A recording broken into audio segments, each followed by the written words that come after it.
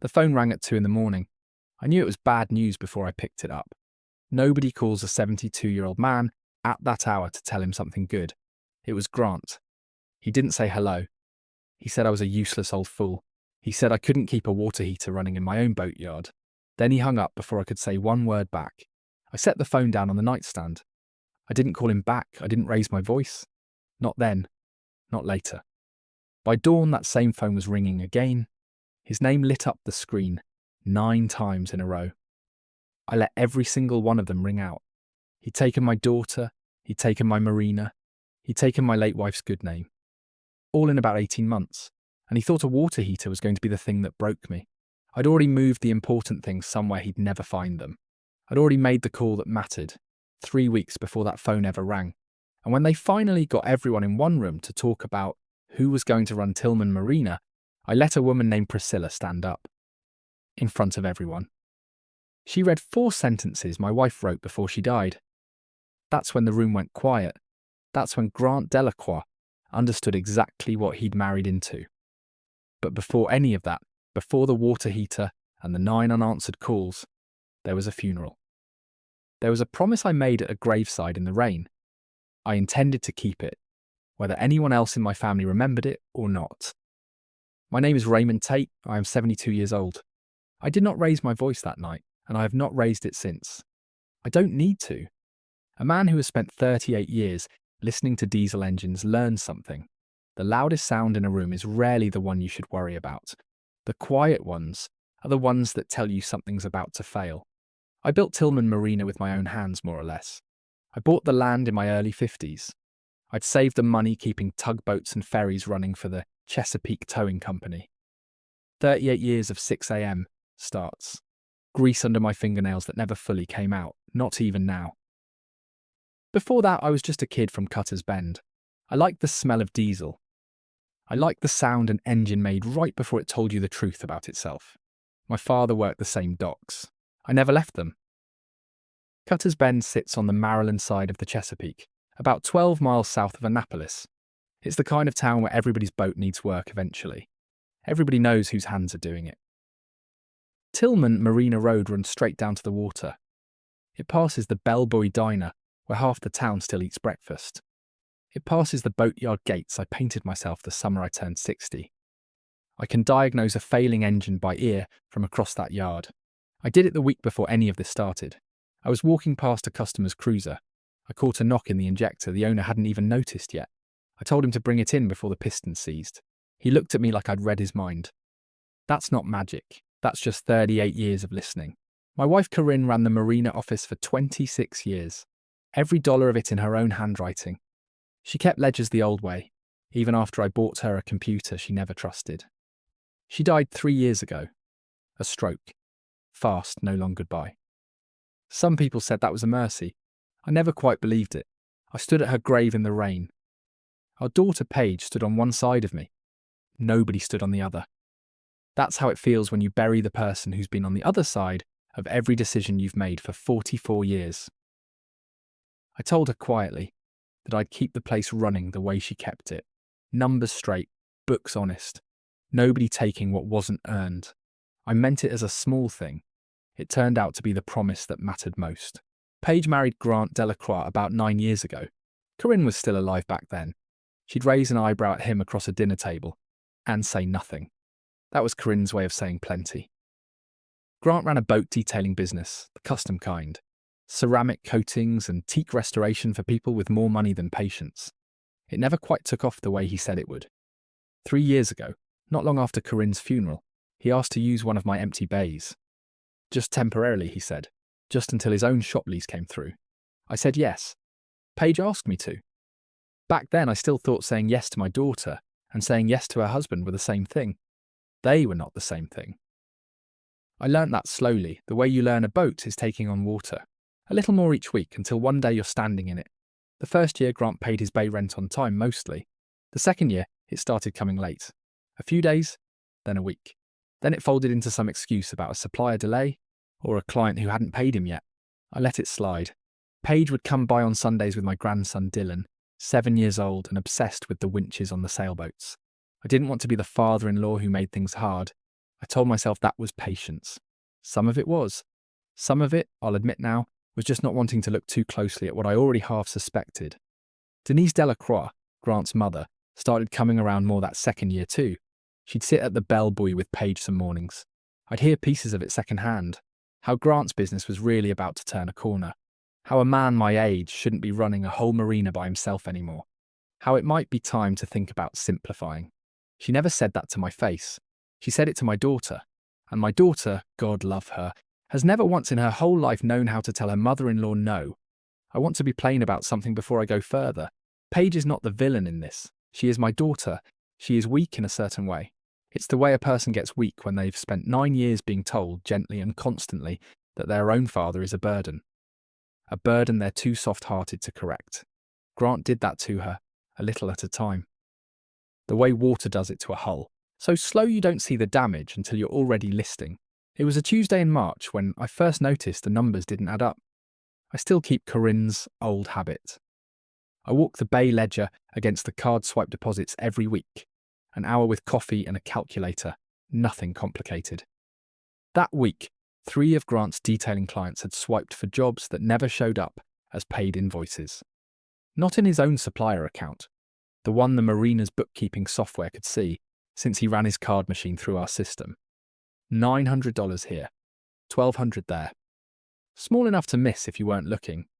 Big enough, over a year, to be something. I didn't say anything that week. I wrote the dates down in a notebook I kept in my truck. The kind of notebook a man keeps when he's not sure yet. Is he building a case or just being suspicious of his own son-in-law? That's not a comfortable thing to be suspicious of. I want to tell you about the folded piece of paper too. I've carried it in my shirt pocket for 3 years. It comes up again before this is over. I don't take it out much. I know what it says. Corinne wrote it the year the first stroke warning came. A small one. The kind the doctors called a scare rather than an event. She wrote it and mailed it somewhere I didn't know about at the time. She never told me what it said. Only that if anyone ever needed proof I could still count, I should ask Priscilla Vance. I didn't understand that sentence for 2 years. I understood it eventually. The hard way. That's usually how understanding arrives in a family like mine. Priscilla Vance has been my estate attorney for 11 years since before Corinne got sick. A sharp, patient woman out of an office in Annapolis. She drew up my will back when I still thought a will was the only paperwork a man my age needed. I called her office 2 years before that 2 a.m. phone call, not because anything had happened yet. I'd started noticing the shape of things. Denise's comments about simplifying, Grant's rent going soft, the particular way people start talking about you, in the third person, right in front of you, like you've already left the room. I told Priscilla I wanted to move the marina, the house, and my savings into something nobody could touch without my say-so. Something nobody could argue I didn't understand, because I understood every clause of it before I signed a single page. She called it an irrevocable trust with an independent trustee advisor. Herself. I called it common sense. I told Paige once in passing that I'd already put the important things somewhere nobody but Priscilla could touch. I said it lightly, like a joke about getting my affairs in order the way old men do. Paige laughed. Grant, sitting across the table, did not laugh. He asked what that meant exactly. I told him it meant exactly what it sounded like. Then I changed the subject to the striper run that was supposed to be good that year. I watched something shift behind his eyes when I said it. I didn't know yet what that something was going to cost him. I know now. By the time that phone rang at 2 in the morning over a water heater, I already had every piece I needed. Sitting quietly in a drawer, in a trust, in a folded note I still hadn't read. All I needed was one meeting, one room, and one woman willing to stand up and say 4 sentences out loud. I didn't raise my voice to get that meeting. I never do. I just made one phone call, then I waited. The same way you wait for a well to cool before you trust it with weight. The marina itself, if you want the plain numbers, was worth about $2,300,000 by the last appraisal Priscilla had run. Land and docks and the boat lift, and the equipment shed, I built myself the summer Dylan was born.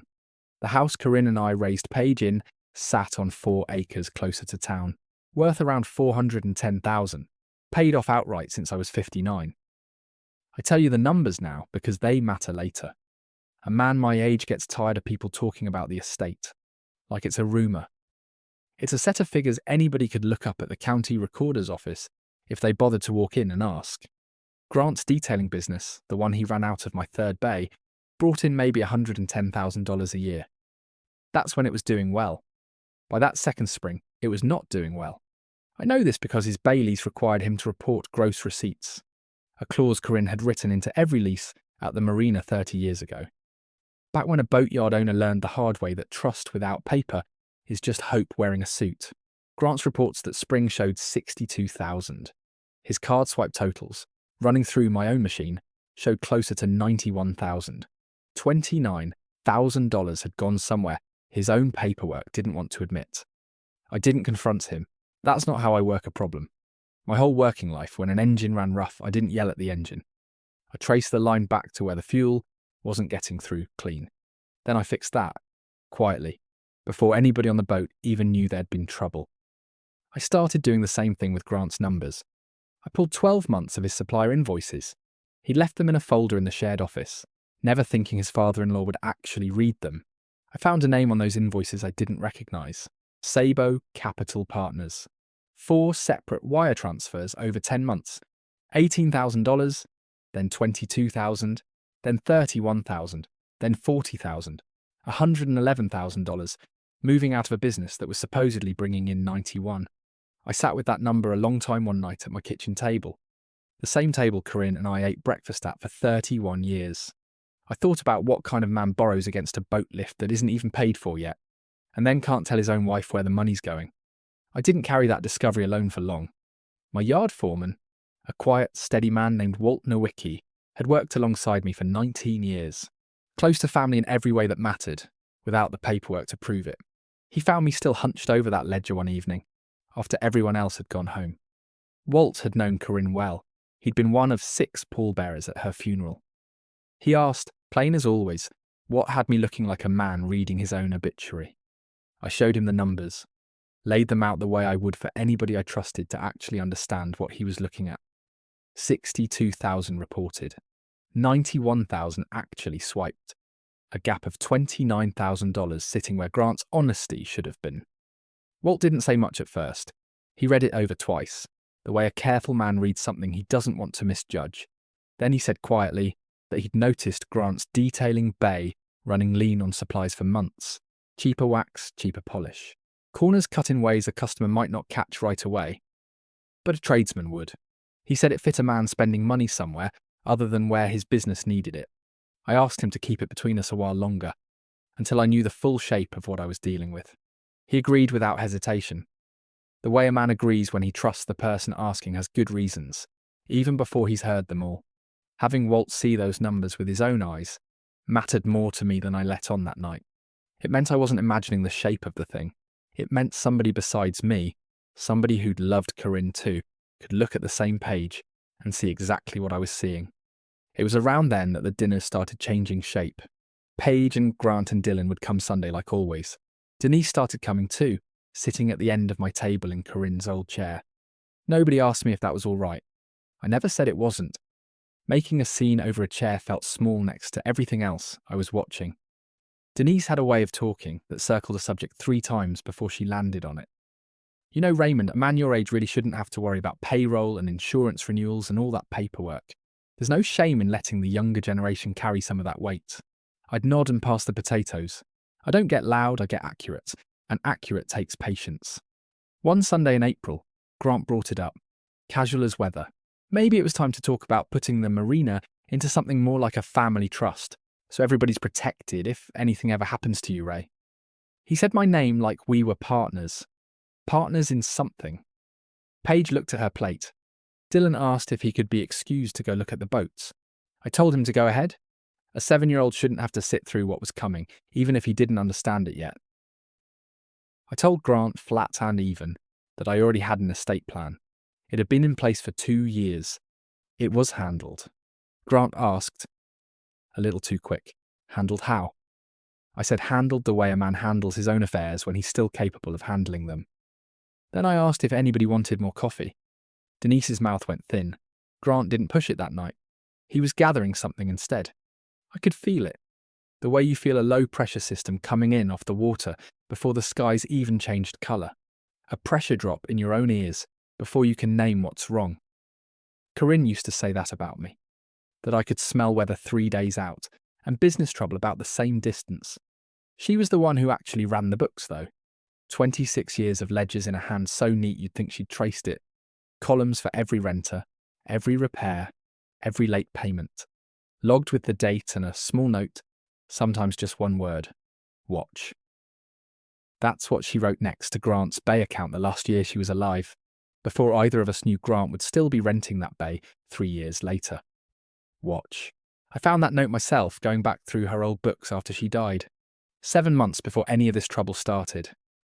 I remember standing in that office with the ledger open, feeling like she'd left me a message from a place I couldn't call her back from.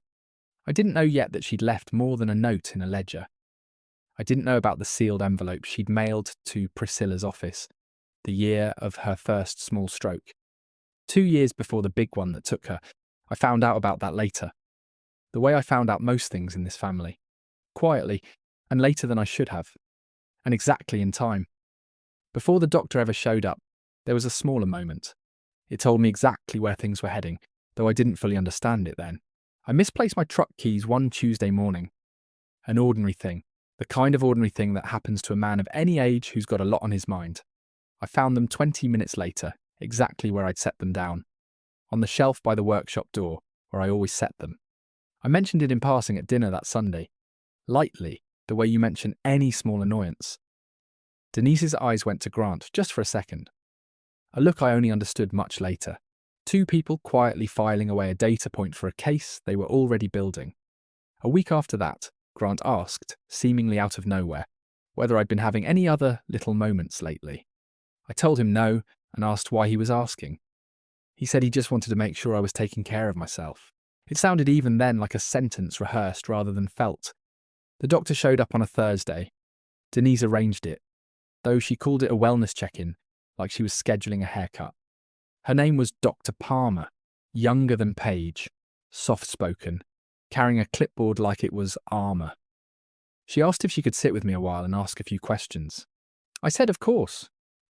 I've never once in my life been afraid of a question I knew the answer to. She asked me the date. I gave it to her, plus the tide table for that afternoon. I figured if she was testing my memory, she might as well get the whole picture. She asked me to name the current president, then the one before that, then count backward from 100 by 7s. I did it faster than she expected, judging by the way her pen paused over the clipboard. Then I asked her a few questions of my own. I asked what her billing code was going to read on this visit, since Medicare doesn't usually cover a cognitive screening without a referring diagnosis. I asked who had referred her. She said Mrs. Delacroix had called her office directly. I asked whether Mrs. Delacroix was listed anywhere as my healthcare proxy. If not, I wasn't sure what she was legally authorised to schedule on my behalf. Dr. Palmer's face did something complicated. She said she thought this had all been arranged properly. I told her I was sure she thought that. I told her I didn't blame her for it. But she might want to check her intake paperwork more carefully before her next house call to my family. She left after 20 minutes. She didn't write up a single finding. Or if she did, I never heard about it. Neither, as it turned out, did anybody willing to use it in a courtroom. I stood at the window and watched her car pull out of the driveway. I thought about Corinne's word in that old ledger. Watch. I want to be honest about something. That visit scared me more than I let on. Not because I doubted my own mind. I understood, in a way I hadn't fully let myself understand before, that somebody in my own family had decided my competence was a problem that needed a doctor's signature to solve. That's the part nobody warns you about, getting old around people who want something from you. It isn't that they attack you outright. They start building a paper trail toward a version of you that doesn't exist yet, hoping you'll get tired before you notice what they're constructing. I did not get tired. I got precise. The following week, a woman called the marina office asking for Grant. She reached me instead, since I still answer that phone most mornings out of habit. She introduced herself as an attorney representing a marine supply company out of Baltimore. She said her client had noticed a pattern of deposits that didn't match invoiced amounts on an account under Grant Delacroix's business name. She wanted to know if Mr. Delacroix was available. I told her he wasn't in yet. I asked, careful and level, what exactly she meant by a pattern of deposits. She caught herself, said she'd probably said too much already, asked me to have him call her back. I wrote her name and number in the same notebook where I'd already logged the Sabo capital wires. That call changed the shape of everything I thought I understood. I had assumed, up until that Tuesday morning, that Grant wanted control of the marina. Because he believed, the way plenty of people believe things that aren't true, that a boatyard is easier money than it looks. Standing in that office with her number in my hand, I understood something colder. Grant wasn't circling my estate because he thought I was slipping. He was circling it because he was drowning in his own. A man drowning doesn't care whose boat he pulls under with him. I called Priscilla that same afternoon. I told her about the wellness visit, about Sabo Capital, about the lawyer from Baltimore. She was quiet for a moment, on the other end of the line. The kind of quiet a good attorney goes when she's already 3 moves ahead of you. Then she said something I didn't expect. She said, "Raymond, there's something of Corinne's I've been holding for you. I think it's time you knew about it." I asked her what she meant. She said she'd rather show me than tell me. Could I come by her office Thursday? I said I could. I hung up the phone and sat in Corinne's old chair for a long while, the folded note still in my shirt pocket, where it had been for 3 years. For the first time since her funeral, I let myself wonder what my wife had known, and when she'd known it. Priscilla's office sat above a bakery in downtown Annapolis, a set of rooms with tall windows, the smell of paper and old coffee every lawyer's office seems to share, no matter the city. She met me at the door herself, which she didn't usually do. I noticed that before I noticed anything else. She had a folder on her desk when I sat down, thin, unmarked, except for a date written in the corner in blue ink. She said Corinne had come to see her 7 years earlier, 2 years before the small stroke, long before either of us had any reason to think about trusts or guardianships or family trouble. Corinne had asked Priscilla privately without telling me to hold a sealed letter, along with a duplicate set of her marina ledgers, photocopied by hand, page by page, 1 full year's worth. I asked why Corinne would do something like that without telling me. Priscilla said Corinne had told her something I've turned over in my mind every day since. She'd said, "Raymond will always be honest. I'm not worried about Raymond. I'm worried about who Raymond will trust." Priscilla said Corinne had watched Grant for years, before I ever let myself see him clearly. The quiet accumulation of small tells. A man who always had an excuse ready before you'd even finished asking the question. Corinne hadn't wanted to accuse anybody of anything she couldn't prove. She just wanted to make sure that if the day ever came, there'd be proof waiting, sealed and dated, something that couldn't be argued with or explained away. Priscilla opened the folder and showed me the outside of a sealed envelope. Corinne's handwriting across the front. My name, nothing else. She said she'd been instructed to open it only if I ever needed it, or if I asked her directly, whichever came first. She thought, given everything I just told her on the phone, that day had arrived. I asked her to hold it a little longer. I don't know exactly why. Maybe some part of me wanted to save it. The way you save the good weather for the day the storm actually needs answering. I told her I wanted to keep working the problem quietly, a while longer first. When the moment came, I wanted her to open it in front of people. Not in a private office where nobody but the 2 of us would ever know what it said. Priscilla smiled at that. The first real smile I'd seen from her the whole meeting. She said that sounded exactly like something Corinne would have wanted too. We went over the trust paperwork again that afternoon, line by line, the way we'd done it 2 years earlier when I first set it up. The marina, valued at $2,300,000. The house, $410,000. My retirement accounts, another $380,000. Built slow, over 38 years. Of a man not spending money he didn't have. All of it moved into an irrevocable trust, with Priscilla as an independent trustee advisor. No single family member could sell, mortgage, or transfer any piece of it without her review and sign-off. Not Paige. Not Grant. Not even I myself acting alone. I had built that wall 2 years before I even had a name for what I was building it against. I asked Priscilla, half joking, if that made me paranoid. She said no. It made me a man who'd watched 40 years of engines fail slowly, before anybody else noticed the sound. I'd simply applied the same instinct to my own family. She told me one more thing before I left that day. 6 months after Corinne's death, Grant had actually come to her office once, on his own, without Paige, asking questions about how an elderly widower's assets typically got handled. What happens if his mental competence ever came into reasonable question? Priscilla had told him carefully and honestly that competence determinations required a documented pattern, a court process, clear medical evidence, none of which existed for me. She wasn't in a position to discuss my private estate matters with him regardless. She said he'd thanked her and left. She'd made a note of the visit in my file that same afternoon. Dated, time-stamped, because a good attorney learns, same as a good engineer, that the small anomaly today is the crack you trace back to later. I drove home that evening the long way, past the bell buoy, past the marina gates. I sat in the truck in my own driveway for a while before I went inside. I thought about Corinne sitting in that same office 7 years earlier, quiet and careful, building a levee against a flood she couldn't have known the shape of yet, just the general direction the water was likely to come from. I thought about how much of loving somebody well is exactly that. Not knowing what's coming, just making sure there's something solid waiting when it does. The water heater in the marina's shared bathroom went out on a Sunday night in late April. A corroded element, the kind of thing that happens to any building near salt water eventually. Nothing sinister about it at all. I'd already ordered the replacement part that Friday, 3 days before it even failed, because I'd heard it struggling the week before. I know the sound a heating element makes right before it dies, same as I know an engine. Grant didn't know any of that. Grant just knew that his father-in-law's bathroom had no hot water. Not on a night when he'd promised a client he could rinse down a hull first thing Monday morning. And Grant, by that point, was a man running on very little patience of his own. Sabo Capital's people had apparently called him twice that same week about a payment he hadn't made.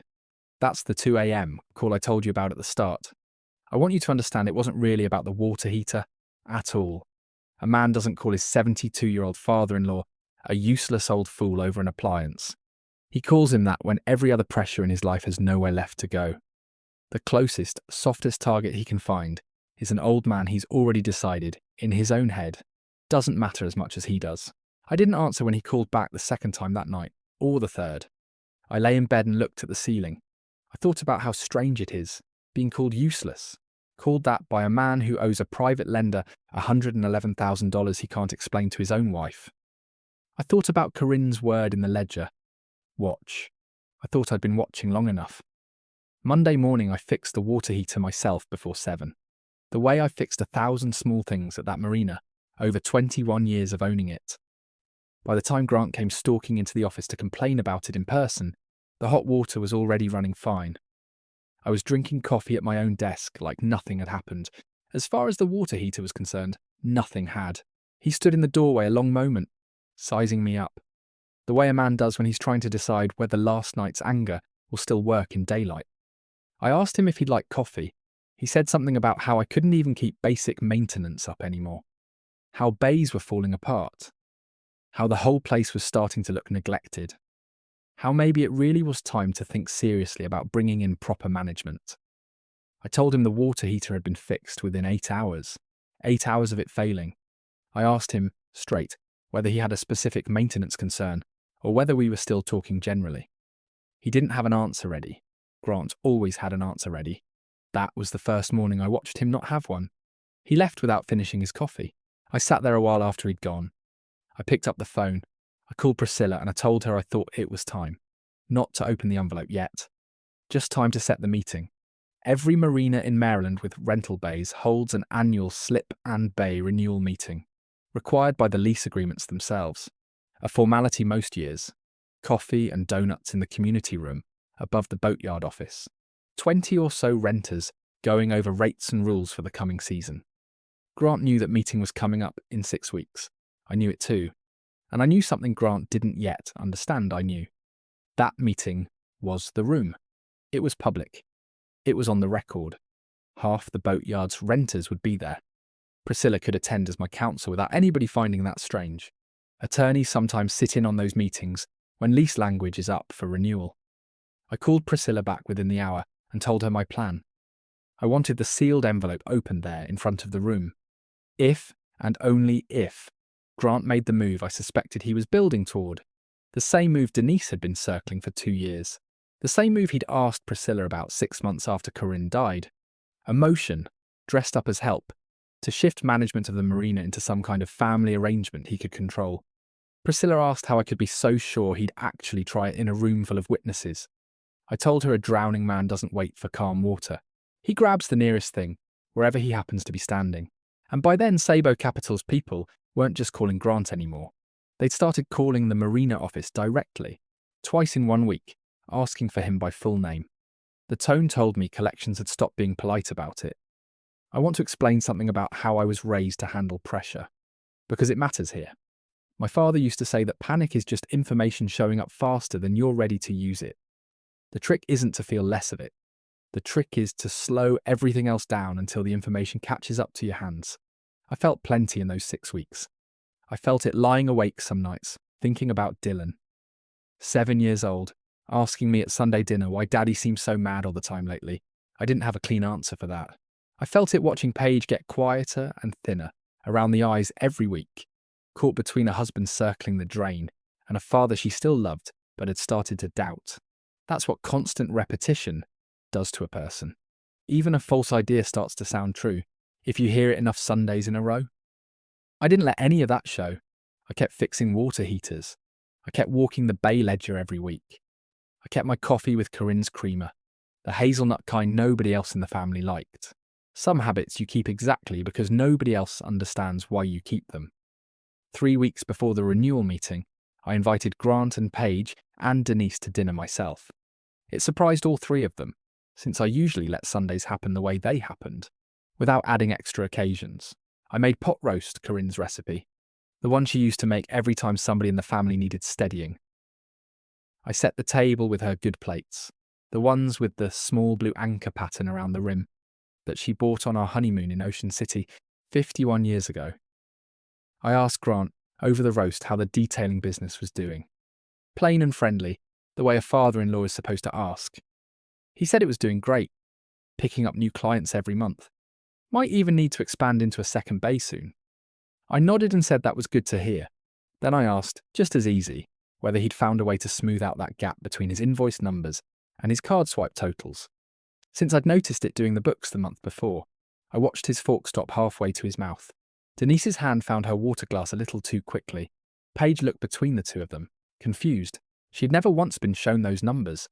Not by Grant, not by anybody. Grant recovered fast. Said something about invoicing software glitches.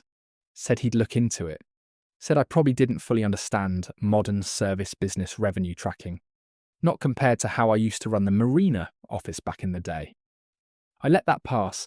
I asked if he'd had any trouble with a company called Sabo Capital Partners. The room went still enough that I could hear the refrigerator humming in the kitchen. Grant asked, too casually, where I'd heard that name. I told him the truth. It was on invoices he'd left in the shared office. I read every piece of paper that touches my marina. Same as I always have. Same as Corinne always did before me. Denise said sharply that this felt like an interrogation at a family dinner. I said it felt like a conversation to me, and asked her to pass the potatoes. Paige didn't say much the rest of the meal. She caught my eye once near the end. A look I recognised from when she was small, starting to suspect a story an adult had told her wasn't quite true. I didn't push it further that night. Some things a daughter has to arrive at on her own timeline. Pushing too hard just gives the person you're worried about a reason to dig in deeper on the wrong side. They left early. Grant didn't say goodbye at the door the way he usually did. Some overcompensating handshake meant to prove nothing was wrong. He just walked to the car with his jaw tight. I stood on the porch and watched Denise talking fast and low to him in the driveway before they pulled out. The kind of conversation you have when you're recalculating a plan that isn't going the way you promised somebody it would. 2 days later, the midpoint of everything really is when the second secret surfaced. The one I hadn't been looking for. The Baltimore attorney called back, this time reaching me directly, since I'd given her my cell after our first conversation. She told me carefully that her firm's investigation had widened. It wasn't only the marine supply company Grant owed money to through diverted deposits. There was a second supplier, a ceramic coating distributor out of Norfolk, showing the same pattern. Checks written against accounts that never cleared. Invoices marked paid in Grant's own books that the distributor had never actually received. Combined exposure, she estimated, somewhere north of $60,000, beyond what Grant owed Sabo Capital, outright. Her firm was preparing to refer the pattern to the state's attorney's office for review. 2 documented instances of falsified payment records crossed the line from a business dispute into something a prosecutor might actually look at. I sat with the phone in my hand a long time after that call ended. I want to be honest, there was a part of me, small and human, that felt something close to vindication. I'm not proud of enjoying it even briefly. But under that, something heavier settled in. My grandson's father was standing at the edge of something a lot worse than losing a boat lift. And my own daughter still didn't know the size of the hole her husband had dug. Not the whole size. Not yet. I called Priscilla that same evening and told her everything. She was quiet again. That 3 moves ahead quiet. Then she said something that stuck with me the rest of that week. She said, "Raymond, I don't think Grant wants your marina because he thinks you're incompetent. I think he needs it because he's out of other rivers to cross." I told her that sounded about right. She asked if I still wanted to wait for the renewal meeting, given how fast things seemed to be accelerating on the legal side. I told her yes. I wanted it in a room, in daylight, in front of people. A man like Grant needed to hear the truth land in a place he couldn't spin it into a private argument between in-laws later. He needed witnesses. So did I. Paige came to see me alone the following Wednesday, without Dylan, without Grant, driving up in the middle of a workday, which she never did. I was in the equipment shed replacing a belt on the old boat lift motor when I heard her car. I remember wiping my hands on a rag and thinking, here it comes, whatever this is going to be. She sat on an overturned bucket while I finished the belt. That's where our best conversations always happened growing up. Me working with my hands, her talking to my back, because it was easier for both of us that way. She asked if it was true, what I'd said at dinner, about the numbers not matching. I told her every word of it was true. I had the invoices to prove it, if she ever wanted to see them. I hadn't shown them to her sooner. I didn't want to be the father who tears a marriage apart over a suspicion I couldn't yet back up with paper. She was quiet a long time. Then she said something that told me she already knew more than she'd been letting herself know. Grant had been distant for almost a year.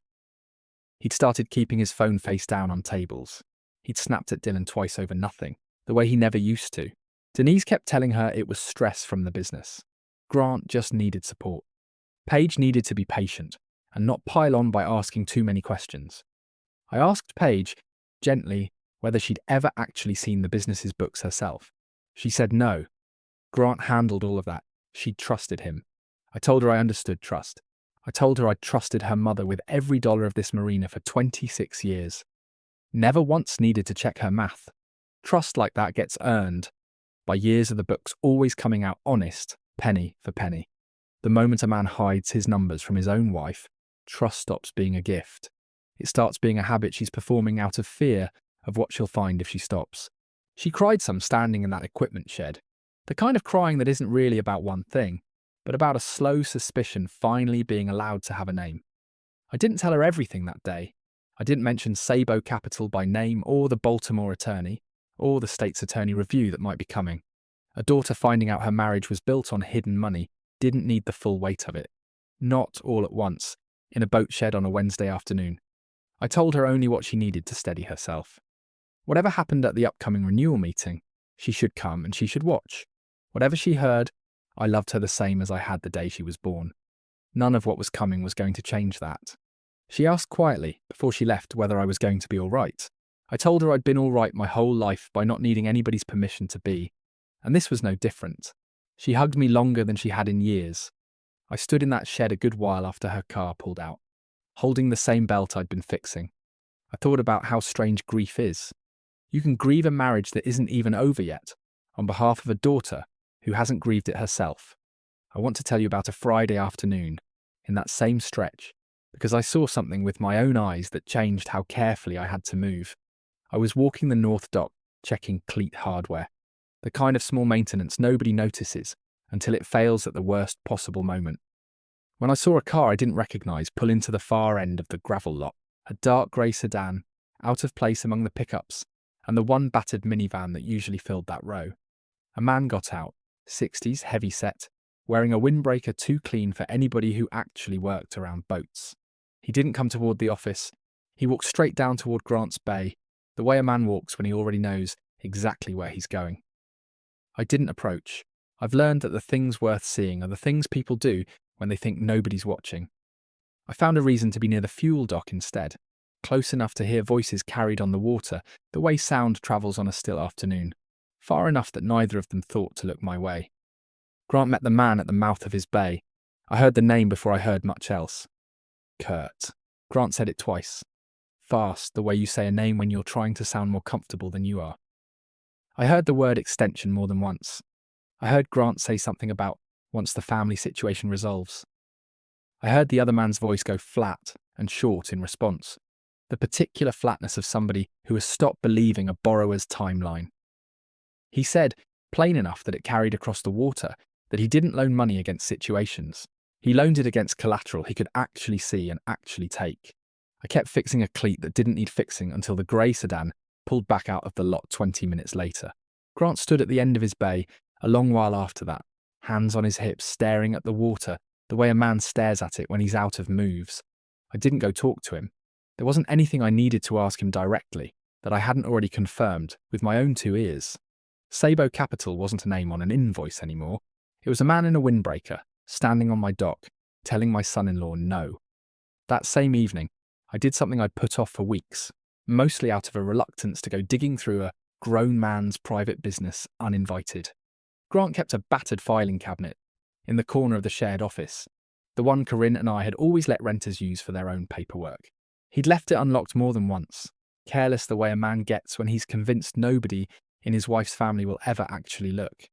I told myself I had every right to review any paperwork touching a lease on my own property, and I believed that when I said it, and I still believe it now. I found a second folder behind the one I'd already gone through months earlier. Newer invoices from a third supplier this time, a marine electronics distributor out of Norfolk I hadn't seen mentioned anywhere yet. 4 invoices, stamped paid in Grant's own handwriting, totaling $14,200.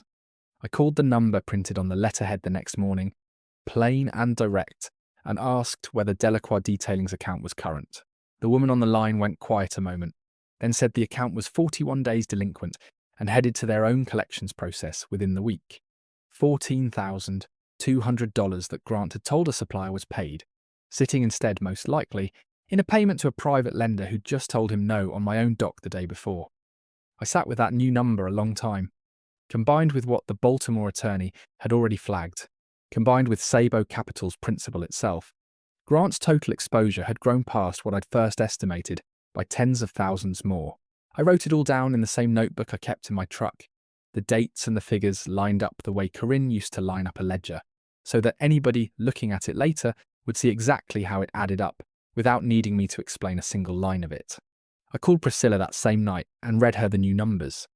She was quiet a moment, the way she got when a case widened faster than even she'd expected. She said this changed the shape of things again, that a pattern touching 3 separate suppliers was a different animal in front of a prosecutor than one. I told her I hadn't gone looking to make it worse for him. I'd only gone looking for the truth, and the truth, this time, simply turned out to be worse than I'd already found. Denise called me twice in the 2 weeks before the meeting, both times with the same careful, concerned voice. I suspected she was building a record of her own, in case anybody ever asked her later whether she'd tried to be reasonable. She said Grant was under enormous stress. Maybe the renewal meeting wasn't the right venue to our family business. Perhaps we should sit down privately first, just the 4 of us, before things got said in front of strangers. Things that couldn't be unsaid. I told her evenly that the meeting was a standard lease renewal for all my tenants. I had no intention of turning it into a family argument. Whatever got said in that room would be said by the people who chose to say it, not by me. She didn't like that answer. She said something about how some families handle things with more grace. I told her I hoped hers would get the chance to. I wished her a good evening. I hung up before she could get another word in. I understand she found that rude. I've made a kind of peace with it. Grant, for his part, went quiet those 2 weeks in a way that worried me more than his shouting ever had. He stopped coming by the office. He stopped bringing Dylan around on weekdays the way he sometimes had. Once, driving past his rented bay, I saw him standing alone at the edge of the dock, phone pressed to his ear. Even from that distance, I could read the posture of a man getting bad news from a lender who has stopped being patient. I didn't go over. There wasn't anything left to say to him that hadn't already been said. In the ledgers, in the dinner conversation, in the silence of Sabo Capital's calls, landing on my own office line by mistake now, twice more that same week. A collections agent this time, not even bothering to be polite about it anymore. The night before the renewal meeting, I sat at the kitchen table with the folded note from my shirt pocket in front of me, still unopened after 3 years. I thought about calling Priscilla to tell her I'd changed my mind, that I wanted to read it myself, alone before it ever reached that room. I didn't make that call. Some things Corinne built, she built to be read out loud, in front of the people who needed to hear them most. Not in the quiet of a kitchen, where only I would ever know what they said. I put the note back in my pocket, turned off the kitchen light, went to bed early. Tomorrow I intended to be rested, and calm, and exactly as accurate as I had ever been in my life. Except tomorrow, as it turned out, was not the day the room finally went quiet. Grant did something the next morning that I hadn't accounted for. It bought him another 6 weeks I hadn't planned on giving him. He filed a petition. Not the polite family trust suggestion he'd been circling for 2 years, but an actual guardianship petition through the county probate court, alleging, in language his own lawyer must have written, that I showed signs of cognitive decline consistent with early dementia. My susceptibility to undue influence put my assets at risk, he claimed. He named himself as proposed guardian of my property, not my person, careful to frame it as financial protection rather than anything that would sound cruel out loud. Paige's name appeared nowhere on the filing. I noticed that immediately. I understood exactly what it meant. He hadn't even told her he was doing it. Priscilla called me the morning the county clerk's office notified her, since she was listed as my counsel of record on the earlier trust filings. She read me the petition's language over the phone, flat and clinical. I sat at my kitchen table and listened to a stranger's legal words describe a man I didn't recognise. An old fool losing his grip. A man who needed protecting from himself. I felt something in my chest that morning I hadn't felt since Corinne's funeral. A specific kind of cold that has nothing to do with anger and everything to do with realising how far another person is willing to go. I asked Priscilla what came next. She explained that Maryland law required a court-ordered evaluation before any guardianship hearing could proceed, conducted by an independent court-appointed physician, not one hand-picked by either side. She said the hearing itself would likely be scheduled 6 to 8 weeks out. In the meantime, the trust protections I'd already put in place 2 years earlier meant Grant's petition, even if somehow granted, could not touch the marina, the house, or my retirement accounts. None of those were legally mine to lose anymore, in the way the petition assumed. He was suing to control assets that had already left my name.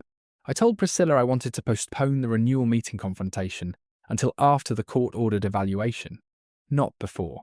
She asked why, since I already had the trust as a shield regardless. I told her that a man like Grant needed to be seen failing on the exact ground he'd chosen to fight on. If I revealed everything at the renewal meeting before the evaluation even happened, he could later claim, to Paige, to Denise, to anyone who'd listen, that he'd never gotten his fair hearing, that the old man had ambushed him before due process ran its course. I wanted the court's own doctor, a neutral party with no stake in either of us, to be the one who said out loud what I already knew. Priscilla said that was a patient way to fight a war. I told her patience is the only kind of fighting I've ever been good at. The evaluation happened on a Thursday morning in a grey office building in Annapolis. A Dr. Ann Kessler, assigned by the court, thorough in a way Denise's hired doctor had never bothered to be. 2.5 hours of memory testing, financial literacy questions, a full review of my medical history, an interview about my daily routine, my relationships, my understanding of the very petition being filed against me. I answered everything plainly. I told her about the marina, about 38 years running tugboat engines, about the trust I'd set up 2 years earlier, and exactly why. I told her about Corinne, about the ledger, about the note I still hadn't opened. She listened more than she talked, the mark I've found of anybody actually good at their job. Her report came back 19 days later. No evidence of cognitive impairment. Full capacity to manage financial and personal affairs. A note added at the end that struck me as almost gentle for a clinical document. It observed that the petitioner's allegations appeared inconsistent with the subject's demonstrated financial sophistication and long-standing independent estate planning. Priscilla read that section to me twice over the phone, like she wanted to make sure I heard exactly how thoroughly the ground had shifted under Grant's petition. The court set a hearing date for the guardianship petition itself, 6 weeks further out, timed by pure coincidence of the county's calendar to fall exactly 9 days after my marina's annual slip and bay renewal meeting. I told Priscilla I thought that was about as much daylight as I needed. She agreed. In those 6 weeks, Grant's other trouble kept closing in around him, whether I did anything or not. The Baltimore attorney called again in early June, this time to inform me, as the marina's landlord and record keeper of Grant's bay lease, that her firm had formally referred the matching invoice discrepancies to the state's attorney's economic crimes unit. A routine step, she said, once a documented pattern crossed a certain dollar threshold and involved more than one victim business. She wasn't asking me for anything. She was simply required, under the terms of a subpoena she expected to issue for Marina Bay account records, to notify me in advance. I told her I'd cooperate fully. I had nothing in those records but the truth, same as I'd always kept. Sabo Capital Partners stopped calling politely sometime around then too. A collections attorney reached out instead, informing me, since the boat lift Grant had financed was technically installed on marina property under a separate equipment agreement, that Sabo intended to pursue repossession proceedings against the lift itself, if payments weren't brought current within 30 days. I told him the lift sat on my land under a lease Grant held independently of the marina's own equipment. Whatever he needed to serve, he was welcome to serve at the address on file. I felt reading that letter over less like a father-in-law under siege, more like a harbour pilot watching a boat that had ignored every warning finally run itself onto the rocks it had been steering toward the whole time. I saw Paige twice in those 6 weeks, both times without Grant. She was thinner, quieter, carrying Dylan's school bag like it weighed more than it should have. She told me the second visit that she'd started sleeping in the guest room. She and Grant barely spoke, except about Dylan's schedule. She'd asked him directly about the guardianship petition. He'd told her it was just a formality to protect the family. A phrase that made her flinch, she said, because it sounded exactly like something Denise would say, not something a husband says to a wife he trusts. I told her I was sorry she was carrying that weight alone. She said she wasn't sure anymore whose side she was even supposed to be on. I told her there weren't sides, not for me. There was only what was true and what wasn't. She was welcome at my table regardless of which one Grant chose to stand on. Denise, notably, went quiet those 6 weeks in a way that told me even she could read the water shifting under the boat. She stopped calling.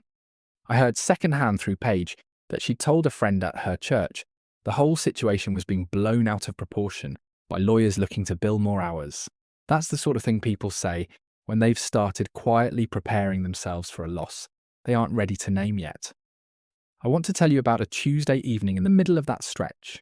It's the night I came closest to breaking my own rule about staying level. Dylan called me himself, using Paige's old tablet, something he wasn't supposed to know how to do without help. He asked me, in the plain, unguarded way only a 7-year-old can manage, whether it was true that I was getting sick in the head, whether that meant I wouldn't remember him anymore. I asked him where he'd heard something like that.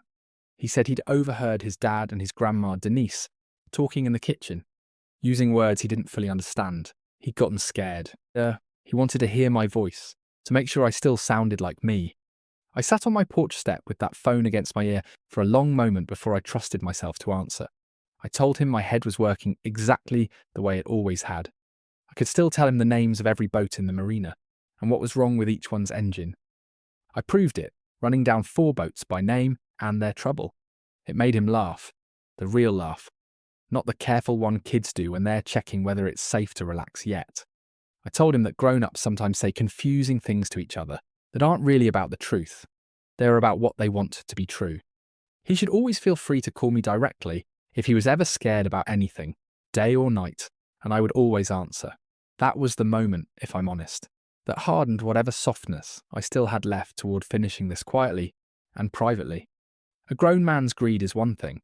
A grown man letting his own son overhear words that make a 7-year-old afraid his grandfather is disappearing in his own mind. That's a different thing entirely. It's the one thing in this whole business I have never fully forgiven. Not to this day. I didn't call Grant to confront him about it. I called Priscilla instead. I told her I wanted every remaining piece in place, well before that renewal meeting. No gaps, no soft edges, anywhere a good lawyer could later argue I'd acted out of malice rather than documented fact. She spent the better part of 2 weeks with me, going through everything one final time. The trust documents, Dr. Kessler's evaluation, the Baltimore attorney's referral letter, the Sabo Capital repossession notice, and Corinne's sealed folder, which she now had sitting in a locked drawer in her own office, ready to be opened the moment I gave the word. The night before the meeting, for the second time, I sat with the folded note from my shirt pocket in front of me at the kitchen table. This time I didn't put it away, unread. I opened it finally after 3 years of carrying it without knowing what it said. It was shorter than I expected. Corinne's handwriting, a little shakier than her ledger hand. Dated the same week as that first small stroke scare. It said, "Ray, if you're reading this, something happened that I couldn't stop from where I was standing. I want you to know I never doubted you, not for one single day of our marriage. Whatever they say about you, count it yourself. The way I taught you never to trust a number, you haven't checked twice. You will always come out right. You always have. I love you. Go raise the anchor." I sat with that note a long time in the quiet kitchen, in Corinne's old chair. For the first time in 3 years, I let myself cry the way I hadn't let myself cry, even at her funeral. Grief, it turns out, waits patiently for the moment you finally have room for it. I folded it back along its old creases when I was done. I put it in my shirt pocket again, because some things you carry even after you know what they say. Maybe especially after. Go raise the anchor. That was Corinne's way of telling a man to stop drifting, pull up whatever was holding him in place. I understood sitting there that I'd already been doing exactly that for 2 years, without fully knowing it was her instruction I was following. I slept better that night than I had in weeks. In the morning I put on a clean shirt, the good one, dark blue. The one Corinne always said made me look like I meant business, even when all I meant to do was fix a bilge pump. I drove to the marina early before anyone else arrived. I walked the docks alone the way I used to when I first bought the place, checking cleats, checking lines, listening to the halyards ticking against the masts in the morning wind. I stopped at the office and looked at Corinne's old ledger, still sitting on the shelf where it had sat for 3 years. Her handwriting inside it, as steady as the day she wrote it. I said out loud to an empty room that I was going to finish what she started watching for. Then I went upstairs to set up the chairs for the meeting myself, same as I did every year. A man doesn't stop doing the small honest things just because a large dishonest thing is about to come due. Priscilla arrived a half hour early, the sealed folder in a leather case she held like it actually weighed something, which I suppose, in the way that matters, it did. She asked if I was ready. I told her I'd been ready for 2 years, and today was just the day the readiness finally got used for something. She smiled, the same real smile from her office weeks before. She said Corinne would have liked watching this unfold, exactly the way I'd built it to unfold. Patient, documented, and public, with no unnecessary cruelty in it at all. Just the truth arriving on schedule. The renters started filing in around 9, greeting each other the way they do every year, coffee cups in hand, talking about the summer's fishing forecast and the new pump-out station. Paige arrived with Dylan, which surprised me since I hadn't expected her to bring him. She told me quietly at the door that she thought he was old enough to understand something. Sometimes grown-ups have to stand up for what's true, even when it's uncomfortable. She wanted him to see his grandfather do exactly that. Grant and Denise arrived last, sitting near the front. Grant's jaw already tight, in a way that told me he understood, on some level, that this meeting was not going to unfold the way he'd been telling himself it would.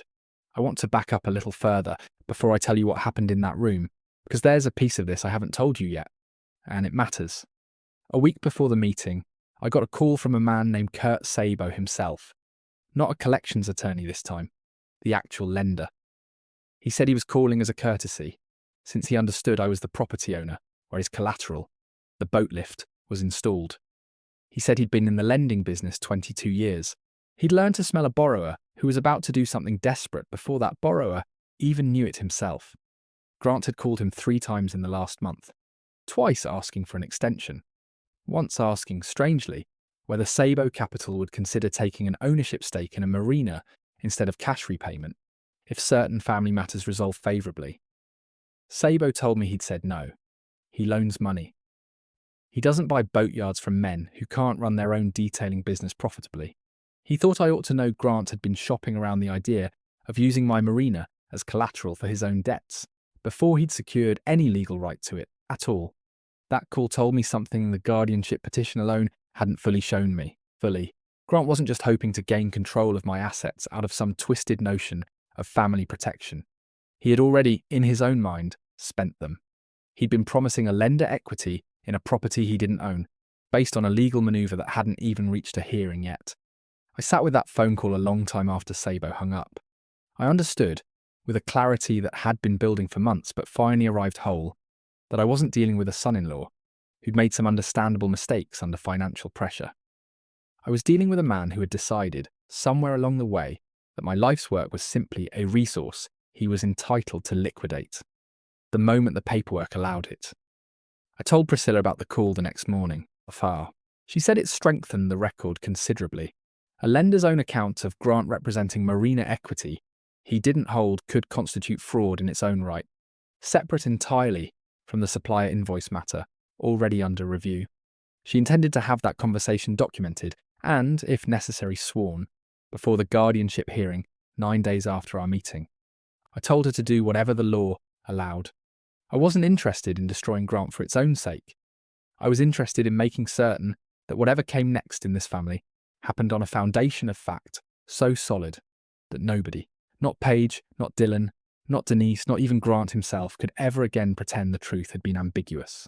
Priscilla and I spent an afternoon that same week laying out every figure on her conference table, side by side, the way you'd lay out parts from a stripped engine before reassembly, so nothing got missed and nothing got exaggerated either. The trust, $2,300,000 for the marina, $410,000 for the house, $380,000 in retirement accounts. All of it fully documented and dated 2 years back. Grant's diverted deposits, $29,000 the first year I'd caught, growing to a documented pattern, the Baltimore firm, now placed above $60,000 across 2 suppliers. The Sabo capital debt, $111,000, borrowed against a boat lift installed on land he didn't own. Dr. Kessler's evaluation, dated and sealed. Corinne's sealed folder, still unopened at that point, sitting in Priscilla's locked drawer. Seeing it all laid out together like that, I understood for the first time just how lopsided this fight actually was. It had probably always been that way, since the day I first sat in this same office 2 years earlier, and decided, on instinct alone, to build a wall before I even knew exactly what storm was coming. That's the frame of mind I carried into the community room that Saturday morning. Not anger exactly, though there was some of that buried under everything else. Mostly what I felt was the same steadiness I felt my whole working life, right before I open up an engine I already know, from the sound of it, exactly what's wrong with. You don't dread that moment. You just do the work. I remember the night before standing in the equipment shed for a while, after Priscilla and I finished going through those figures. Running my hand along the workbench, I built the same summer Dylan was born. Tools hung in the same order. Corinne had once teased me for keeping so precise. Every wrench and socket in its outline on the pegboard, like a shadow of itself. I thought about how much of a life gets built one small, careful decision at a time. A bay lease clause here, a trust document there. A ledger kept honest for 30 years, until one day all those small decisions line up into something strong enough to hold real weight when the weight finally comes. Corinne used to say a marriage is built the same way, one Tuesday at a time. Nothing dramatic, just showing up honest, over and over, until honesty is simply the shape the whole thing takes. I believed her when she said it. I believe it more now than I ever did, while she was alive to say it to me. I want to tell you about the ordinary parts of that morning too, because they mattered more than they might seem to. Ed Castellano, who's kept a 32-foot trawler in slip 14 for 11 years, asked about the new floating dock sections I'd ordered for the North Basin. $18,000 worth of aluminum decking that would finally replace the wooden ones Corinne and I had installed back in 2003. I told him they'd arrive by August. Marjorie Diaz, who ran a small charter fishing business out of Bay 6, asked whether the rate increase would apply retroactively to her existing season contract. I told her no. Existing contracts were honoured at their signed rate through renewal. The same policy Corinne had written into the very first lease template 30 years ago, and that I'd never once seen a reason to change. I mention these ordinary questions because they're the whole reason that Room existed in the first place. A working marina full of working people who trusted that the man running it kept his word and kept his books straight. 26 renters, most of whom had known me for a decade or more. Some who'd known Corinne even longer, sitting in folding chairs asking honest questions about honest business, completely unaware that in about 20 minutes they were going to become witnesses to something none of them saw coming. Priscilla sat quietly through all of it, the leather case at her feet, occasionally jotting a note on a legal pad. The picture of an attorney simply present for a routine lease language review, which is exactly the pretext under which she'd been invited, and exactly the pretext Grant had no reason to question. I finished the last of the rate schedule business around 9:30. I asked if there was any other business anyone wanted to raise before we wrapped up. The same closing line I use every year, usually met with a shake of heads and people already reaching for their jackets. That's when Grant stood up. I watched him do it the way you watch weather finally break after building for days. Some part of you almost relieved the waiting is over, even knowing what's about to come down. He'd worn a collared shirt that morning, pressed. The kind of shirt a man wears when he's decided a room needs to see him, as serious. Denise sat very still beside him, her hands folded in her lap, in a way that looked prepared rather than nervous. I understood they'd rehearsed this, probably more than once, probably in front of a mirror. The community room above the boatyard office holds about 40 people comfortably, folding chairs and a long table up front. A coffee urn Corinne bought second-hand in 1998 that still works better than anything you could buy new today. 26 of my slip and bay renters filled most of those chairs that Saturday morning. Paige, Grant and Denise sat together near the front, Dylan tucked in beside his mother. Priscilla sat off to the side with the leather case at her feet. Grant cleared his throat and said he had something he wanted to raise, as a family member and a tenant both, something he thought the room, and especially Paige, deserved to hear discussed openly, rather than behind closed doors. A few of the renters exchanged glances, the particular kind people exchange when a meeting is about to become something other than what they came for. He said that he and Denise had grown deeply concerned, over recent months, about my ability to continue managing a business of this size alone, given my age, given some confusion he claimed to have noticed around recent maintenance and bookkeeping. Given, he added, gesturing vaguely, incidents the family had observed. He didn't name a single incident. He never has been able to, not once, in all the months this had been building. He said he wasn't trying to take anything from me, only to propose, out of love, that management responsibilities shift into a family trust structure. One that would protect the marina's future for Dylan's generation, with himself named as managing trustee, given his own business background. He said this with real conviction. The kind of conviction a man builds when he's rehearsed a lie enough times that it starts sounding, even to himself, like a memory of something true. I let him finish completely. I didn't interrupt once. That's a hard discipline, letting a man finish digging while you already know exactly how deep the hole runs. But interrupting him would have let him claim later that he'd never gotten his full say. I wanted his full case, on the record, in front of everybody in that room, in front of my daughter, in front of my grandson, in front of 24 people who trusted me with their boats and their businesses for years. He mentioned, almost as an aside, that he'd already filed paperwork with the county, reflecting these concerns, just to protect everyone properly. A few renters looked genuinely alarmed at that, glancing toward me, toward Paige, unsure what they were witnessing. Denise nodded along beside him, murmuring something about how families sometimes have to make hard choices out of love. When he finally sat back down, I stood. I didn't raise my voice. I never do. I said I appreciated him raising his concerns openly. I thought the room deserved the full picture too, since half of them had just heard themselves implicated as witnesses to a decline none of them had ever actually observed. I said that 2 years ago, well before any of this concern apparently surfaced, I had placed the marina, my home and my savings, into an irrevocable trust managed by independent legal counsel. Specifically because I understood, better than most men my age are willing to admit, exactly how these situations tend to develop. Once entitled, people start needing money faster than their own choices can provide it. I said Priscilla Vance, sitting right there, could speak to the structure of that trust and confirm that no family member, myself included, held the unilateral authority to alter it. Grant's face went the particular grey of a man watching a plan he'd spent months building collapse in real time, in front of an audience he'd invited himself. He said, too fast, too loud for the calm he'd been performing 30 seconds earlier, that a trust like that could surely be challenged if there were legitimate concerns about my competence at the time I signed it. I said that was a fair legal point.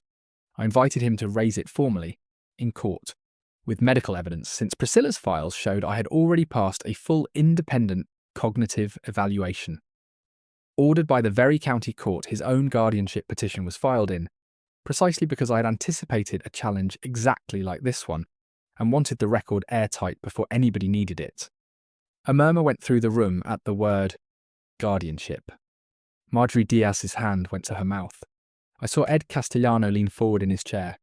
The way a man leans in when he realizes the meeting he came to has quietly become something he'll be telling people about for years. Denise tried to recover the room's temperature. She said, in the careful, concerned voice she'd used with me on the phone all those weeks, that this wasn't meant to be adversarial. Families sometimes disagree about the best way to care for an aging parent. Surely everyone here could understand a son wanting to protect what his wife's family had built. I told her, evenly, that I understood wanting to protect a family's assets perfectly well. I'd been doing exactly that, quietly and legally for 2 years before anyone in her family had ever mentioned the word guardianship out loud. I said the difference between us was that I'd done my protecting with a licensed attorney and a documented independent evaluation. She and her son had done theirs, with a petition built on allegations neither of them had ever once been able to name specifically. Grant said, his voice climbing now past the calm he'd started with, that he didn't need to justify himself to a room full of my tenants, that this was a family matter that had been twisted into a spectacle. I told him nobody had twisted anything.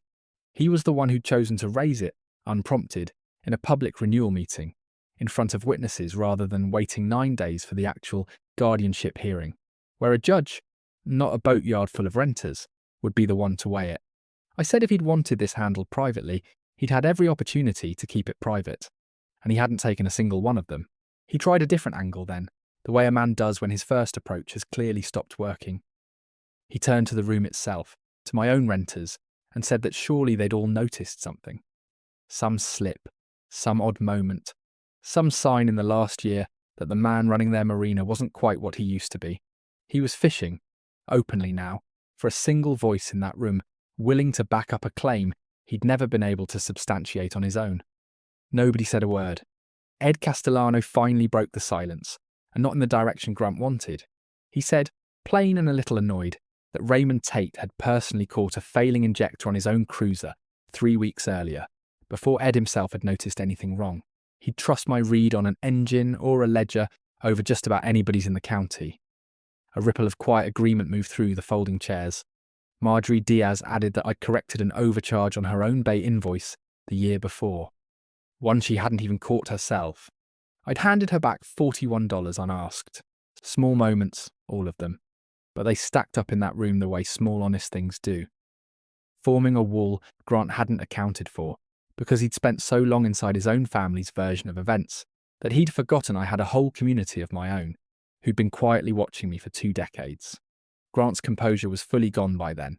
He said louder than he probably meant to that none of them understood what it was like watching an old man's judgment slip a little more every year, that somebody had to be willing to make the hard call before something worse happened, before I signed away money to some scam caller or handed the deed to a stranger. Denise put a hand on his arm, a small, sharp gesture, the kind that says quiet down without a word being spoken. But it came a beat too late. The room had already heard him raise his voice at a room full of people who'd just defended a man he was trying to have declared incompetent. I let the silence sit a moment after that outburst. I've learned, over 38 years of listening to engines and 21 years of running this marina, that silence does more work in a room than almost anything you could say into it. I watched Grant realise, in real time, that he'd just shown a room full of witnesses exactly the kind of man who files a guardianship petition against his own father-in-law over a business debt he couldn't otherwise cover. Denise tried once more to steady things, her voice pitched low and reasonable again, the church committee voice she used for difficult conversations. Perhaps everyone needed a moment to collect themselves, she said. Emotions were clearly running high. Maybe the sensible thing was to table this discussion and let the county court simply do its work at the scheduled hearing. the way it was always going to. I told her that suited me fine. I had no objection to letting a judge decide anything that needed deciding through the proper channel. But I said there was one more thing I thought the room ought to hear first, since Grant had already opened this particular door, himself in front of everyone. It seemed unfair to close it now that it suited him to close it. I looked at Grant directly, for the first time in the whole exchange. I asked him a question I already knew the answer to, because I wanted him to answer it himself, in his own voice, in front of Paige. I asked whether he had contacted Kurt Sabo, of Sabo Capital Partners, within the last month, to discuss the possibility of using an ownership stake in this marina as collateral or repayment for his outstanding loan on the boat lift. The colour left his face the way water leaves a hull once you've found the leak. He said that conversation had been exploratory. Nothing had been finalised. He'd been trying to find any solution that didn't involve losing the lift entirely. I told him I understood the instinct to look for solutions under pressure. I said what troubled me wasn't that he'd looked.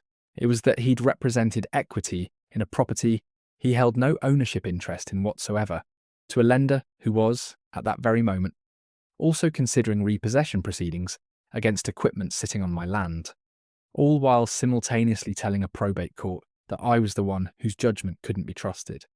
Paige spoke for the first time in the whole meeting. Her voice was small, but it carried, the way a voice does in a quiet room. She asked Grant directly whether that was true, whether he'd actually offered somebody a piece of her father's marina without ever telling her. Grant didn't answer right away. That silence answered for him better than any words could have. Denise tried to intervene on his behalf. Business dealings under stress sometimes get characterized unfairly, she said. Nobody in that room fully understood the pressure Grant had been under trying to provide for his family. I said I understood pressure better than most people in that room. I'd buried a wife 3 years ago and kept a business and a family together afterward, without once asking anyone to sign away anything on my behalf to make it easier. Pressure explains a man's fear, I said. It doesn't excuse what he does with somebody else's property, while that fear is running the show. Grant tried one last approach, quieter now, almost pleading, aimed less at the room and more directly at me. He said he'd never meant for it to get this far. He loved Paige and Dylan. He'd made mistakes trying to keep his business afloat, and maybe he'd let those mistakes colour how he'd started to see the whole situation with the marina. Maybe the guardianship filing had been a mistake, he said. He could withdraw it if we could just handle the rest of it privately.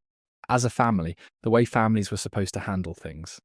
I told him I appreciated him finally saying something honest in that room.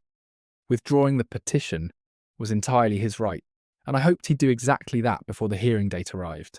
But I said there was a difference between a man correcting a mistake and a man correcting a mistake only once he understood it had already failed. The room and Paige deserved to know the full shape of what he'd actually built before anybody decided how much grace it earned. Dr. Kessler's evaluation came up next. Denise, grasping for anything solid to stand on, asked whether it was even true that I'd been formally cleared, or whether that was simply my own claim, unverified, made in a room full of people inclined to take an old man's word for it. I told her that was a fair question, and one I was glad to answer with paper rather than opinion. I nodded to Priscilla, who reached into the leather case and produced a copy of Dr. Kessler's report. The court-ordered evaluation. She read the relevant line aloud herself. No evidence of cognitive impairment. Full capacity to manage financial and personal affairs. Allegations inconsistent with demonstrated financial sophistication and long-standing independent estate planning. She passed a copy forward for anyone who wanted to see the letterhead and the court seal themselves. 2 of my renters actually stood up and walked forward to look at it. That told me something about how far this had travelled from an ordinary lease renewal meeting. Grant said, weakly now, that one doctor's opinion wasn't the only measure of a family's concerns. Sometimes the people closest to a situation see things clinical evaluations miss. I told him that was true in some families. In this one, the person closest to the situation for 26 years had been my late wife. She kept every dollar of this marina's history in her own handwriting, and never once needed a doctor's letter to know whether I could be trusted with a number. I said her name then, out loud, in that room, for the first time since the meeting started. Corinne. I said she'd have had plenty to say about a son-in-law who diverted supplier payments to cover a boat lift loan, and then tried to have her husband declared incompetent to cover the difference. As it happened, she'd already said it, 7 years before any of us knew we'd need to hear it. The room had gone fully still by then, the kind of stillness that happens when even people who came for coffee and a rate schedule understand they're witnessing something that matters. Dylan, beside his mother, had stopped fidgeting entirely. He watched me with the same wide, careful attention he gave the boat engines he loved. Like he understood, in the way children understand things before they have words for them, that his grandfather was standing at the centre of something important. Denise made one final attempt, and it was, in its way, the most honest thing she said all morning, even though I doubt she meant it as honesty. Her voice cracked slightly for the first time. All she had ever wanted was to make sure her son and his family were provided for, she said. She'd watched Grant struggle for years, and simply wanted him to have security. Maybe she'd let that wanting cloud her judgment about what was fair to ask of me. It was the closest thing to an apology I ever got from her, before or after that day. I told her plainly that wanting security for your own child is not a sin, but taking it from someone else's father, under a false claim of his incompetence, was. The two were not the same thing, no matter how a parent's love tried to make them feel that way. Grant sat with his hands pressed flat against his knees, staring at the floor, now instead of at me. The posture of a man who has finally run out of angles to try. Paige reached over and took Dylan's hand. Not to comfort him exactly, more like she needed something steady to hold on to herself. I looked around that room, at Ed Castellano and Marjorie Diaz, and 24 people who ran honest small businesses out of my bays and slips, at my daughter and my grandson, at the empty coffee urn Corinne had bought second-hand a lifetime ago. I thought briefly about how strange it was that all of this, 38 years of engines, 21 years of this marina, a marriage of 44 years, had come down to a Saturday morning meeting about dock fees that had turned into something else entirely. I told the room I had one more thing to add before we closed, and that it wasn't mine to say. It belonged to somebody who couldn't be in that room herself. Somebody who had, in her own quiet way, made sure she'd still have a voice in it whenever it was needed. Before I gave Priscilla the nod, I want you to understand what was going through my mind in that last quiet stretch, because it wasn't triumph. Not yet. I thought about the day I met Corinne at a dance hall near the naval yard when I was 23 and still smelled like the engine room, no matter how much I scrubbed. I thought about the two of us counting out our savings on this same marina's old dock, back when it was 4 slips and a shack, deciding whether we could risk everything we had on a stretch of waterfront nobody else wanted. I thought about the year Paige was born, how Corinne kept the ledgers open on the kitchen table, with a baby asleep in a bassinet beside her, refusing to let either job go undone. I thought about her hand in mine at the end, in a hospital room that smelled like antiseptic and old flowers, and the promise I made at her grave that I would keep this place honest. That was the one thing, out of everything we built together, that she'd asked me to protect above the money itself. I thought, too, about the 2 years I'd spent quietly building a wall around everything we'd made. Not out of fear, exactly. More out of the same instinct that tells you to check a line twice before you trust it with a storm coming. I hadn't known, when I signed that trust, exactly what shape the storm would take. I only knew, the way you know weather, that something was coming. A man who waits until the sky's already black to start securing his boat has usually waited too long. And I thought about Dylan, 7 years old, sitting beside his mother in that folding chair, old enough now to remember this day for the rest of his life. However it ended, I wanted him to remember it a certain way. Not his grandfather shouting, not his father humiliated for the sake of being humiliated, but a room where the truth simply arrived, quietly, on schedule, the way it always does, if you're patient enough and honest enough to let it. There was one more small thing that happened in that stretch of silence, small enough that most of the room probably didn't notice it. But I did. Grant looked over at Paige, just once, the way a man looks at someone when he already knows he's about to lose something he can't get back by arguing harder. Paige didn't look back at him. She was looking at me, waiting, the way she used to wait at the edge of the equipment shed as a little girl, for me to explain how an engine worked, trusting that whatever I was about to say would make sense of the mess in front of her, even when it didn't make it painless. I want to say, too, that I felt no satisfaction watching Grant unravel in that room. Not the kind of satisfaction people sometimes expect from a story like this. What I felt was closer to relief. The specific relief of finally setting down a weight you've been carrying so long you'd half forgotten how heavy it was. I had spent 2 years bracing for this exact morning, rehearsing it in my head on sleepless nights, wondering whether I'd get the timing wrong, whether I'd let my temper slip after all, whether the room would believe an old man over a younger one who talked faster and dressed sharper. None of that fear had turned out to matter. The paper had done the work paper always does, when you keep it honest for long enough. All I'd had to do was stand still and let it.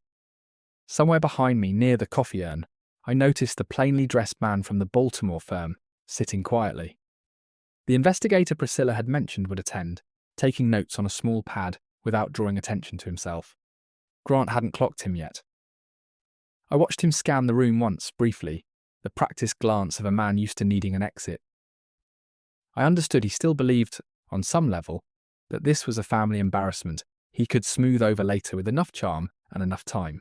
He had no idea yet how many separate rooms, separate ledgers, separate lenders and lawyers had already quietly converged on this one Saturday morning, all without me lifting a hand to arrange the timing myself. Some of it I had built.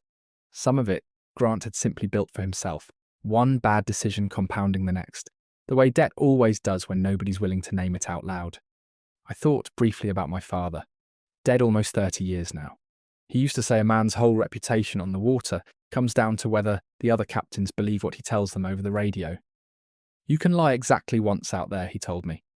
After that, nobody trusts your depth soundings again, no matter how many times you're right afterward. I had spent my whole life making sure my word on that radio stayed good. I understood, standing in that room, that this was the same test, just conducted on dry land, in front of people who trusted my word about a lot more than water depth. Priscilla caught my eye across the room and waited, patient as she'd always been through this whole long 2 years, letting me choose the exact and second, the way a good attorney lets her client keep control of his own moment for as long as he wants it. I gave Priscilla the nod, the kind of nod you give a fellow engineer when it's finally time to open the valve you've both been watching all along. That's when Priscilla stood. She said she wanted to add one thing to the record, something that predated even the trust itself, something Corinne Tate had personally asked her to hold 7 years earlier, with instructions to share it only if the day ever came when Raymond's competence or honesty was formally questioned in front of the people who mattered to him. The room went very still at the mention of Corinne's name. Paige's eyes filled instantly. Even Grant, for a moment, looked less like a man cornered, and more like a man remembering, despite himself, that the woman being invoked had once sat across a dinner table from him and quietly, silently judged exactly what she was seeing. Priscilla opened the leather case, drew out the thin folder, and read Corinne's own words aloud, in Corinne's own careful hand. 4 sentences written before either Corinne or I had any idea how badly they'd eventually be needed. Raymond will always be honest. I'm not worried about Raymond. I've watched Grant closer than anyone knows, and if it ever comes to this, in case anyone ever thinks Ray can't count, I want you to know he counted every dollar, every year, and he was always right. The room went silent in the particular way a room goes silent when something true lands in a space that had been built for something false. Paige made a small broken sound beside Grant, both hands going to her mouth. Denise's face had gone rigid, the careful concern draining out of it all at once.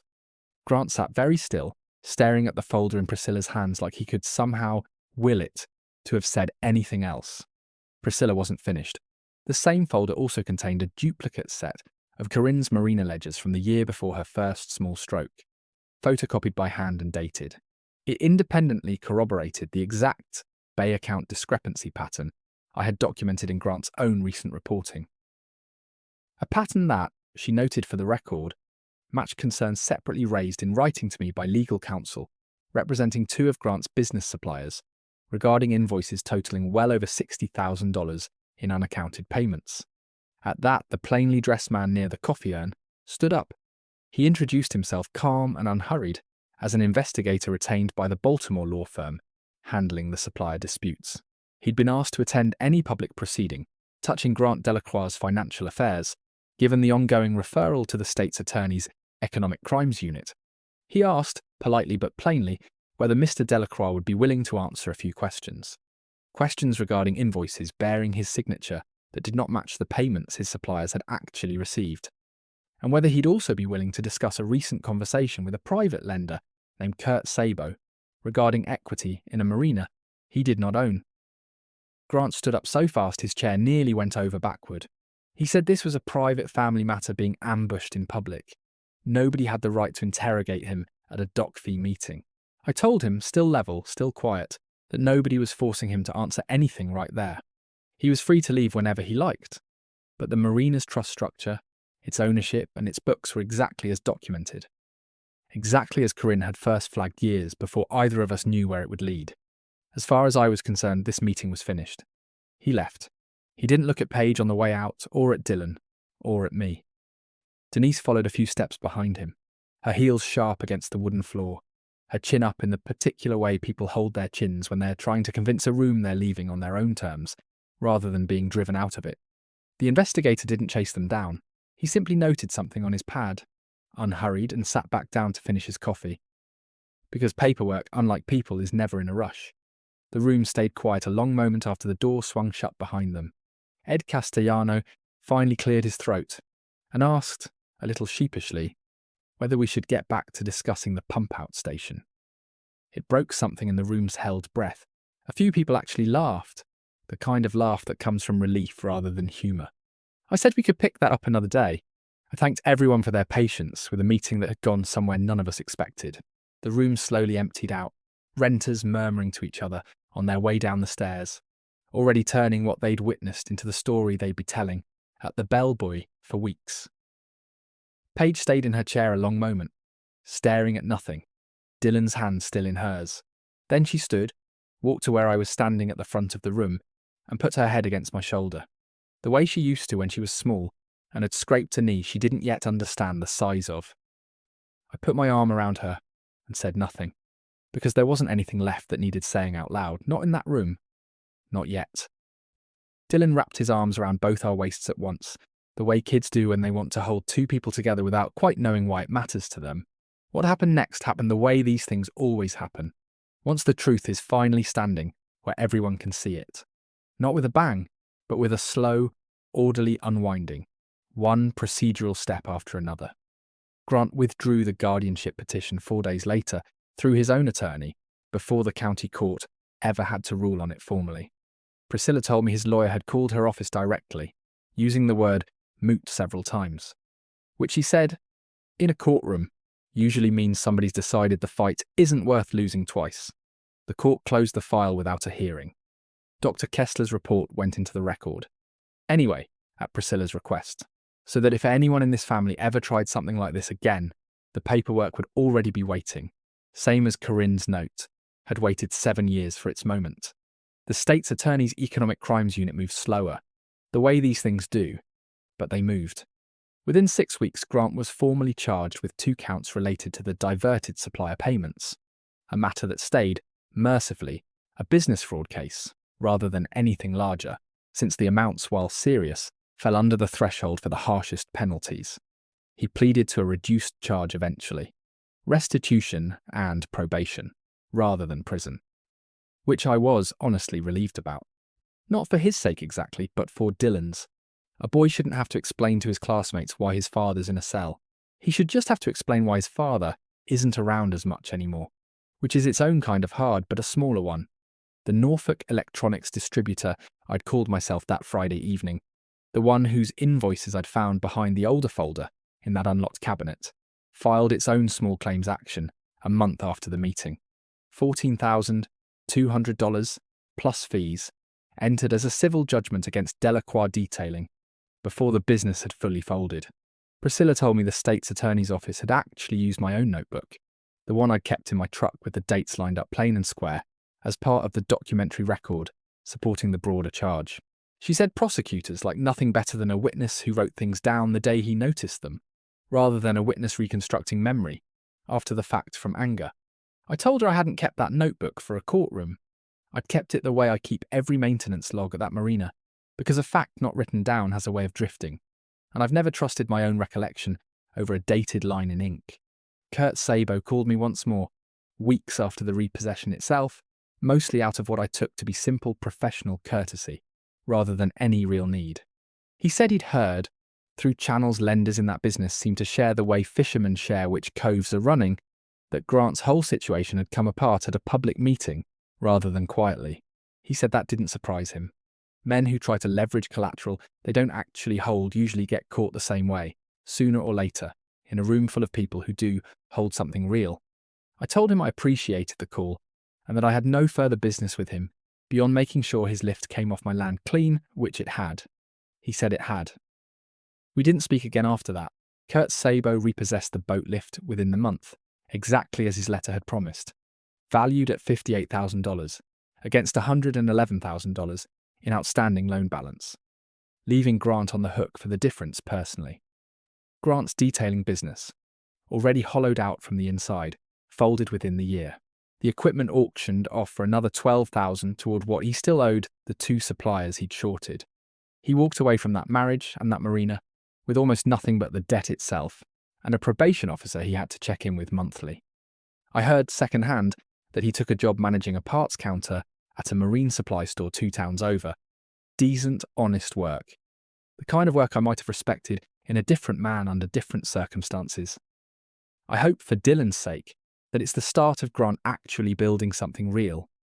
Again, slowly, the hard way, the way I built everything I ever had. I have no particular wish to see him fail further. I also have no illusions about trusting him again with anything that matters. The restitution he owed the two suppliers came to $63,500 total, paid down in installments the court monitored closely, the last of which cleared about 4 months before I'm telling you this now. I only know that because Priscilla mentioned it in passing, closing out her file on the matter. I felt hearing it, not vindication exactly, just a kind of settling. The sound a structure makes once the last bit of stress finally works its way out of a joint. Denise, for her part, stopped attending Sunday dinners entirely by her own choice rather than any request from me. I heard she moved to be closer to a sister in North Carolina about 8 months after the meeting. Paige still calls her occasionally, out of a loyalty I understand and don't ask her to abandon. But the calls, she tells me, are shorter now, and Denise no longer offers opinions about how a man my age ought to be managing his own affairs. She sold her own house before she left, a modest place 2 towns over she and her late husband had owned outright for years. I heard through the same second-hand channel that carries most news in a town this size that she'd taken out a small home equity loan against it, not long before Grant's guardianship petition, $22,000, to help cover the legal fees on his behalf. She sold the house for less than she'd hoped, market being what it was that season, and paid off what she owed with barely enough left to cover the move south. I take no pleasure in knowing that. I only mention it because it's true, and because it's the same lesson the whole rest of this story keeps teaching, in one form or another. A family that spends money it hasn't earned yet, chasing a version of security that was never actually theirs to grab, usually ends up poorer for the trying, not richer. Paige and Grant separated within 3 months of that Saturday morning. The divorce finalised about a year later. I want to be careful here because I know how this part of the story could sound like a triumph, and it never once felt like one. My daughter went through something genuinely hard. A marriage she'd believed in for 9 years, quietly revealed as something else entirely. Watching her carry that was harder, in its way, than anything Grant ever said to me directly. She kept the house they'd shared, small but paid down enough that she and Dylan could stay in the same school district. I helped her some. Not with a grand gesture, just quietly covering a few months of a mortgage payment while she got her own bookkeeping business off the ground. The skill she'd never realised she had, until she had to learn Grant's numbers well enough to protect herself. That's the door I mentioned, the one that had been sitting open the whole time, conditional, waiting on Paige to walk through it in her own time rather than mine. She has mostly. She brings Dylan out to the marina most Sundays now, without anyone else. Some Saturdays she comes alone in the early morning and helps me walk the ledger the way her mother used to. An hour with coffee and a calculator, nothing complicated, except that it is, in its own quiet way, everything. Her bookkeeping business has grown faster than either of us expected. 4 small companies on her client list already, including, at her insistence and mine, the marina's own books, which she now handles better, I'll admit, than I ever did on my own, though never quite as well as Corinne did in her prime. I helped her buy a used pickup for client visits, $11,000, cash. The kind of gift I could afford easily, and that meant more to her, she told me, than anything Grant had ever given her in 9 years of marriage. because she'd earned every mile that truck would ever drive on her own. Her second client was Ed Castellano's own small charter operation, the one running out of Slip 14. Once he heard second-hand what Paige had learned sitting across from me at that kitchen table with a legal pad. He'd been keeping his own books on a spiral notebook for 6 years, the kind of system that works fine right up until a bank wants 3 years of clean statements for a loan on a bigger boat. Paige straightened out 18 months of his receipts in about a week, found $900 in fuel expenses he'd never claimed, and helped him qualify for financing on a used 36-footer he'd been eyeing since before his wife passed. He tells anybody who'll listen at the Bell Buoy that Raymond Tate's daughter saved him more in one tax season than Raymond Tate's son-in-law ever made in 3 years of running a business out of my own bay. I don't correct him when he says it. Some truths are more useful spoken by somebody other than the man they're about. Her third client came through the vocational school itself, a small welding shop 2 towns over that needed somebody to untangle a mess of unpaid invoices before the owner's own bank called the loan due. Paige worked 4 straight weekends on it, unpaid at first because she wanted the reference more than the fee, and ended up recovering nearly $22,000 in receivables the owner had simply never chased down. He pays her $400 a month now, retainer work, steady as a tide table. She told me once, driving back from that shop in the truck I'd bought her, that she'd never once in 9 years of marriage felt as capable as she felt closing out that welding shop's books alone. I told her that feeling, that particular kind of steadiness, was the exact thing her mother felt every single morning she opened this marina's ledger for 26 years running. It wasn't about the marina or the truck or even the money. It was about a person trusting her own 2 hands with a problem and watching it come out straight. I still remember the first Sunday after the meeting, when Paige showed up alone, without being asked, and sat across from me at the kitchen table with a legal pad and a pencil, the same posture her mother used to take. She asked me to teach her how the ledger actually worked, start to finish, no shortcuts. I spent 3 hours walking her through columns I'd kept for 2 decades. Somewhere in that third hour, without either of us making a thing of it, she stopped being a daughter checking in on her father. She started being a woman, learning a trade that would keep her steady for the rest of her life. Corinne would have liked watching that happen at her own table, in her own kitchen, with her own careful handwriting still visible in the margins of the ledger Paige was learning to read. Priscilla and I still meet twice a year. Same office above the bakery, same tall windows, going over the truss the way you check a boat's hull, even in a season with no storms forecast, because the men who get caught off guard are always the ones who stop checking once the water looked calm.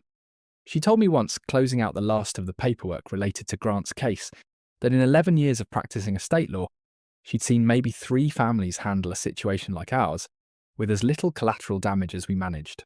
She credited most of that to the 2 years I'd spent quietly preparing before anyone else in the family even knew there was a fight coming. I told her I credited Corinne. She was the one who taught me that the best time to fix a leak is before you can see the water, not after your boots are already wet. Dylan asks me sometimes, out on the docks, whether I was ever scared during all of it. I tell him the truth. I was scared plenty, mostly for him and for his mother, and a little for myself. The particular way a man gets scared when he realises people who are supposed to love him have started measuring his worth by what he still has left to give away. I tell him fear is fine. What matters is what you do while you're carrying it. I don't raise my voice. I raise the anchor. I still walk the docks alone most mornings before anyone else arrives, the way I did the day of that meeting. Checking cleats, checking lines, listening to the halyards ticking in the wind.